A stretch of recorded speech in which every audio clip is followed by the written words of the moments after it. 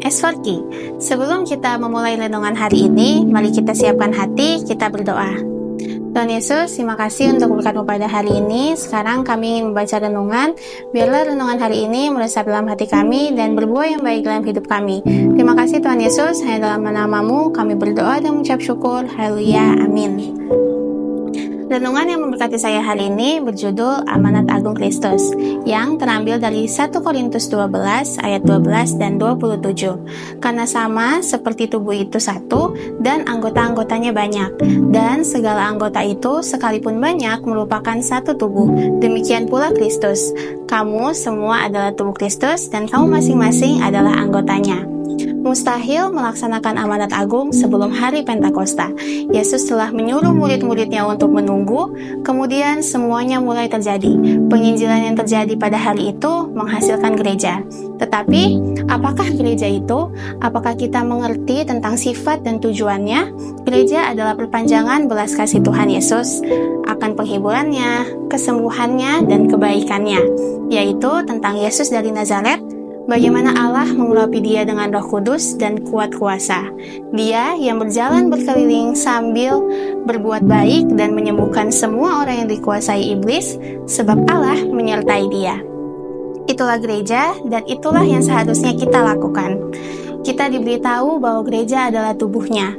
Allah tidak memiliki lengan selain lengan kita untuk merangkul dunia yang memprihatinkan ini. Kasih adalah sifat utamanya. Saya merasa bahwa kita baru menjadi tubuhnya jika sampai ke titik kita menunjukkan bukti belas kasihnya. Gereja yang tanpa kasih bukanlah gereja. Kasih Allah yang dinyatakan dalam Yesus harus ada dalam gereja.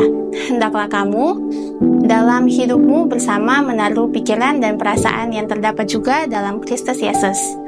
Gereja melanjutkan hari Pentakosta. Ketika ia muncul, tiba-tiba dengan berbicara bahasa lidah, dengan nubuat api.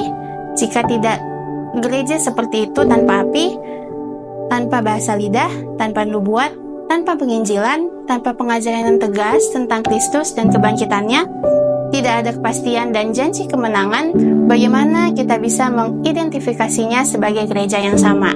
Tanpa kuasa dan manifestasi Roh Kudus, kita hanya memiliki hikmat dan tenaga manusia.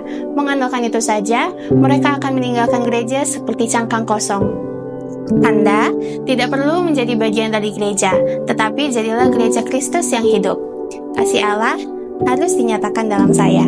Renungan hari ini disadur dari buku renungan harian Perhatikanlah Firman-Ku, Reinhard Bonnke. Respon kita terhadap panggilan suara Tuhan mengubah kehidupan kita menjadi hidup yang penuh syukur. Mari kita berdoa. Tuhan Yesus yang baik, terima kasih kami sudah membaca firman. Kiranya Tuhan memampukan kami menjadi perpanjangan lengan Kristus dan menjadi bukti nyata gereja yang hidup dalam keberadaan kami. Terima kasih Tuhan Yesus, hanya di dalam nama-Mu kami berdoa dan mengucap syukur. Haleluya, amin. Tuhan Yesus memberkati kita semua. S4K, yes.